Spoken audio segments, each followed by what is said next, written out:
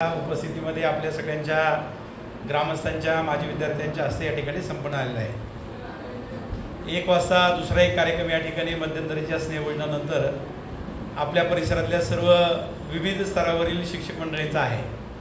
त्यामुळे मी अधिक बोलवेळ घेणार नाही। चंद्रकांत गुटे सरांनी या कार्यक्रमाचं प्रास्ताविक केलं। अक्षयनी देखील प्राथमिक शाळेतल्या अनेक आठवणी या ठिकाणी मांडल्या आणि आज वकील म्हणून काम करत असताना या शाळेतल्या झालेल्या चुका, शिक्षकांनी केलेले संस्कार याच्याबद्दल त्यांनी या ठिकाणी भावना व्यक्त केल्या। खरं तर चंद्रकांत गुटे सर लोकरे गुरुजींना मी पहिल्यांदा पाहिला आज, कारण ते खूप वर्षापूर्वी होते, त्यामुळं माझाही त्यांचा परिचय नव्हता। बाकी मग आदरणीय मांडेकर गुरुजी असतील, स्वर्गीय रोकडे गुरुजी असतील, स्वर्गीय पडवळ गुरुजी असतील, देशमुख गुरुजी नाहीत पण मनीषा आणि त्यांचे मिस्टर या ठिकाणी आहेत। मी तिला आताच आठवण सांगितली रवी की देशमुख गुरुजींच्या लुना गाडीवर तिचं नाव मनीषा टाकलेलं असायचं। तिला मी पहिल्यांदाच आज पाहिलं। या ठिकाणी सांगडे गुरुजी, मला वाटतं त्यांची सुरुवातच इथून झाली। जॉईंट व्हायला सांगडे गुरुजी या ठिकाणी आले आणि ते या ठिकाणी आपले रहिवासी देखील झाले। पाटील गुरुजींनी प्रदीर्घ काळ काम केलं। पंदे मॅडम असतील, कुंभार मॅडम असतील, शेटे गुरुजींनी तर बदलत्या काळामध्ये या शाळेचं स्वरूप पाहिलं आणि तंत्रज्ञानाची जोड त्याला दिली।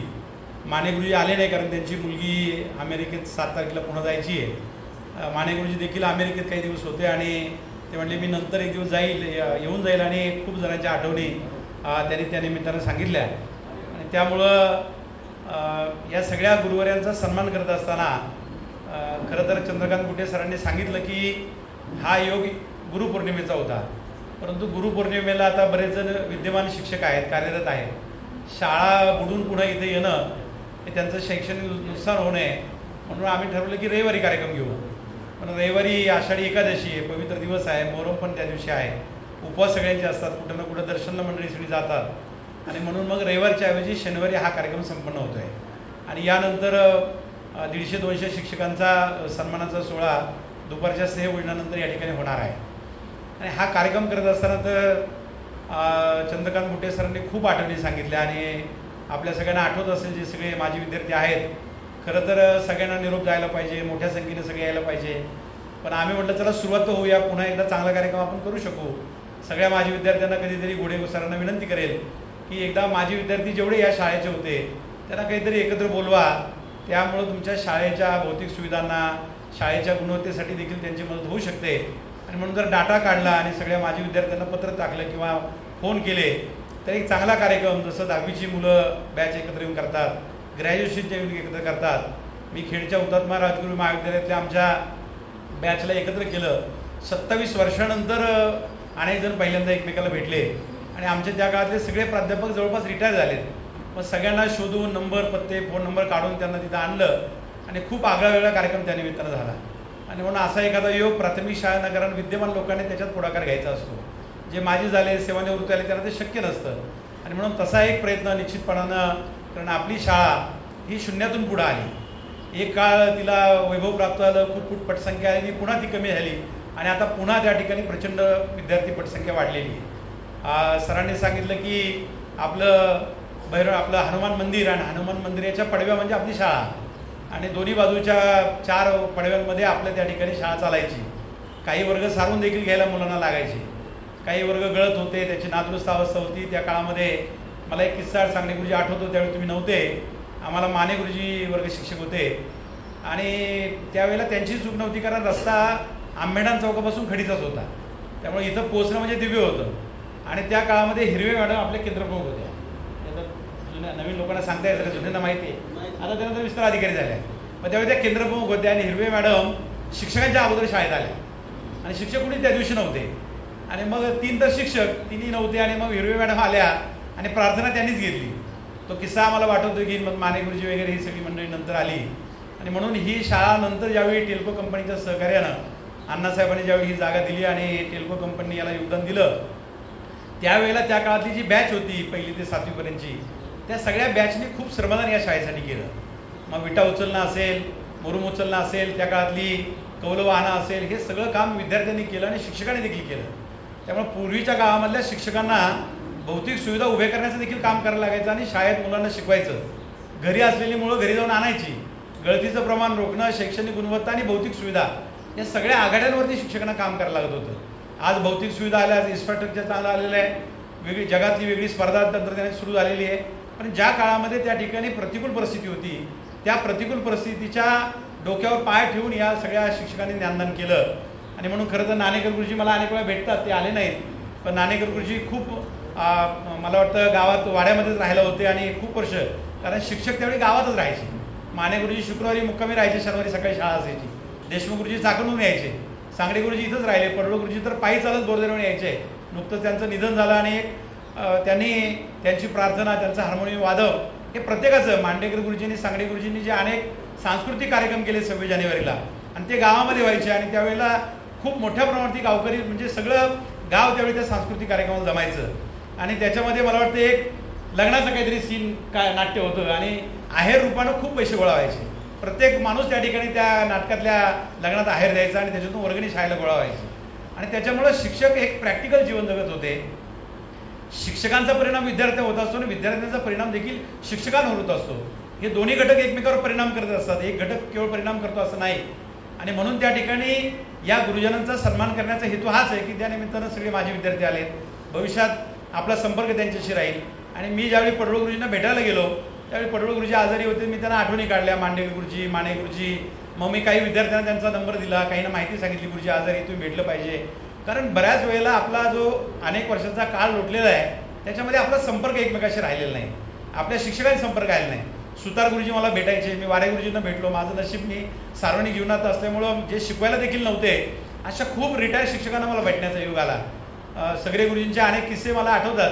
ते त्यांचं कदाचित एखादा विषय बाजूला सोडा, पण ते एवढे प्रेमळ होते की ते त्या छोटं सोपान नानाचं एक हॉटेल होतं, दुकान होतं आणि 1-2 दुकानं होती, त्याच्यात गेले की सगळ्या मुलांना ते दूधगोळ्या वाटणं, चॉकलेट वाटणं, पैसे सगळे खर्च करून टाकायचे. हे अनेक किस्से आपल्या शिक्षकांचे आहेत. आणि मी आपल्या शिक्षकांना विनंती करेल आणि आपल्यातल्या काही विद्यार्थ्यांना विनंती करेल की अशा काही चांगल्या आठवणी आपण लिहिल्या पाहिजेत, कुठेतरी मांडल्या पाहिजेत. बदलत्या काळामध्ये सगळं जग मोबाईलवर आलेलं आहे, परंतु चांगल्या आठवणी, चांगले किस्से आपण जरूर लिहिले पाहिजेत. मी सार्वजनिक जीवनातले किस्से, संवेदना अंतर्मनाच्या नावाने माझं पुस्तक प्रकाशित झालं. मी माझ्या पातळीवरती मला जे शक्य ते लिहित असतो, परंतु शेवटी जुनं ते सोनं आहे आपण असं म्हणतो. कारण जुन्या शिक्षकांनी आपल्याला छडीनं मारलं, चंदू सरांनी पण त्यांची आठवण सांगितली. अनेक विद्यार्थ्यांना माहिती आहे की शिक्षक आपले मारायचे, पण आपल्याला त्यांचा कधी राग आला नाही, कोणी पोलीस कंप्लेंट केली नाही. आता मारलं की पोलीस कंप्लेंट होते आणि परत मग कायद्याचा बडगा होतो. पण शिक्षक घरी जाऊन मुलांना आणायचे, शिक्षक विद्यार्थ्यांना छडीनं मारायचे, परंतु त्याच्यात आनंद होता, प्रेम होतं. आणि प्रत्येक शिक्षकाचा डायलॉग थेट पालकांशी होता. म्हणजे ही शिक्षक मंडळी प्रत्येक पालकांना ओळखायची. म्हणजे घरी जाणार नव्हतं. मी ज्यावेळेला जोशी हॉस्पिटलला 2 दिवस ॲडमिट होतो त्यावेळी देशमुख सरांच्या गुरुजींच्या घरूनच डबा मला त्या ठिकाणी यायचा. म्हणजे एवढं जवळचं नातं या शिक्षकांचं आणि विद्यार्थ्यांचं त्या ठिकाणी होतं. आपली लोक शेंगाने गेले की गुरुजींना शेंगा दिल्या पाहिजेत, शेतात काय पिकलं की गुरुजींना दिलं पाहिजे, एवढं प्रेम त्या ठिकाणी शेतकऱ्यांचं आणि गुरुजींचं होतं. ते आज अलीकडच्या काळात राहिलं नाही. आणि म्हणून शाळा गावची आणि गाव शाळेचं ही जी संकल्पना आता शासन म्हणतं राबवा, ही पूर्वी जिवंतपणे हे सगळे लोक राबवायचे. आणि शाळा ही 100% गावची होती आणि गाव 100% शाळेचं होतं. आता शाळा आणि गावामध्ये अंतर पडले. आता इंडस्ट्री आली, हिंदी भाषिक मुलं आली. आमच्या शिक्षकांसमोर घोडे सर, मोहिते मॅडम हे सगळे शिक्षक आहेत, त्यांच्यासमोर आव्हान आहे की पहिलं त्याला मराठी शिकवायला लागतंय. आणि म्हणून अनेक आव्हानं आता नवीन निर्माण झाली. परंतु जो जुना काळ आहे, विशेष करून मी शेटे गुरुजींना, पाटील सरांना विनंती करेल, पंदे मॅडमला विनंती करेल की तुम्ही देखील त्या शाळेच्या काळातल्या आठवणी किंवा त्या गावातले किस्से, काही चांगल्या गोष्टी लिहिल्या पाहिजेत, जेणेकरून त्या नव्या पिढीला कळतील. कारण नव्या पिढीलाही कळणार नाही, कारण टेक्नॉलॉजी नव्हती त्यावेळी, कॅमेरा नव्हता, हे त्यावेळेला आपल्याला एकत्रित करता येत नव्हतं. परंतु आपण लिखाणाच्या माध्यमातून, शब्दांच्या माध्यमातून ते करू शकतो. तसा प्रयत्न आपण सगळेजण करूया. सगळे गुरुवारी वेळ काढून आलेत. काही शिक्षक मंडळी आमची पोचू शकली नाही, त्यांचे प्रातिनिधिक स्वरूपात कुटुंबीय आलेले आहेत. समारोपामध्ये आपले जे शिक्षक हयात नाहीत त्यांना आपण श्रद्धांजली देखील, सामूहिक श्रद्धांजली अर्पण करूया. कारण त्यांचं योगदान या ठिकाणी मोठं आहे. जे रोकडे गुरुजींचा हस्ताक्षर, म्हणजे त्यांनी एकदा फळा लिहायला घेतला की तो फळा बोलायचा, असं त्यांचं हस्ताक्षर होतं. प्रत्येक शिक्षकाचं एक वेगळं कौशल्य होतं, त्यांची एक वेगळी कामाची धाटणी होती. आता काही शिक्षकांची नावं चंदू सर आपल्याला आठवली पण नाही, त्यांना सगळ्यांना आपलं बोलत आलं नाही, काही लोक यादीतून हुकले. पण कधीतरी माझ्या विद्यार्थ्यांनी पुढाकार घेण्यापेक्षा इथल्या शिक्षकांनी घ्यावा. जे आज येऊ शकले नाही त्यांना कधीतरी आपण बोलूया.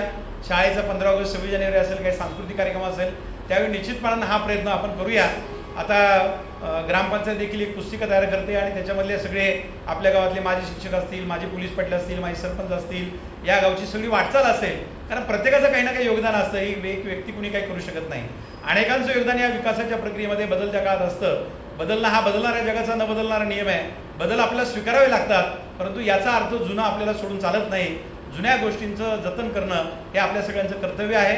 आणि त्या दृष्टिकोनातून कार्यक्रम होत असताना पत्रिका नाही, कुणाला घरी जाऊन निमंत्रण नाही, पण व्हॉट्सअपच्या निरोपावरती आपण सगळेजण आलात. आमचे गुरुवारी आलेत. मी सगळ्यांचे अतिशय मनापासून आभार मानतो. आणि भविष्यात देखील त्यांनी ही शाळा आपलीच आहे, हे गाव आपलंच आहे, या प्रेमानं शाळेत येत राहावं, गावात येत राहावं, लोकांच्या सुखदुःखात यावं. त्यांच्या अनुभवाचा, ज्ञानाचा, कौशल्याचा उपयोग हा शाळेला व्हावा, गावाला व्हावा, आमच्या विद्यार्थ्यांना व्हावा. आणि आपण देखील शेवटी अक्षयने सांगितलं की गुरुचं यश कशात असतं, गुरुपेक्षा शिष्य मोठा होणं याच्यामध्ये गुरुचं यश असतं. ज्यावेळेला राधेला साहित्य अकादमीचा पुरस्कार मिळाला त्यावेळी रणजित देसाई वि. स. खांडेकरांचं दर्शन करायला कोल्हापूरला गेले आणि त्यांनी त्यावेळेला पायाशी वाकले वि. स. खांडेकरांच्या. त्यावेळी खांडेकरांनी त्यांना आशीर्वाद काय दिला की तुझी राधे माझ्या ययातीपेक्षा मोठी झाली पाहिजे, माझा विद्यार्थी माझ्यापेक्षा मोठा झाला पाहिजे, त्याच्यात माझं मोठेपण आहे. आणि म्हणून या शिक्षकांनी जे अनेक विद्यार्थी आपले मोठे झालेले पाहिले त्याच्यातच त्यांना आनंद आहे. आणि म्हणून सेवानिवृत्तीनंतर हाच आनंद असतो. कोणत्याही क्षेत्रामध्ये तुम्ही ज्यावेळी सेवानिवृत्त होता, निवृत्त होता, थांबता, त्यावेळेला आयुष्यात केलेलं चांगलं काम असतं, त्याच आठवणी असतात, तोच आनंद असतो आणि ती स्फूर्ती असते. आणि ती स्फूर्ती घेऊन या ठिकाणी आमचे शिक्षक जातील, त्यांचे संस्कार विचार आपल्याला देतील आणि आपलं हे नातं कायमस्वरूपी टिकवतील. अशा प्रकारची अपेक्षा व्यक्त करून आपल्या सगळ्यांचे आभार मानतो आणि थांबतो. धन्यवाद.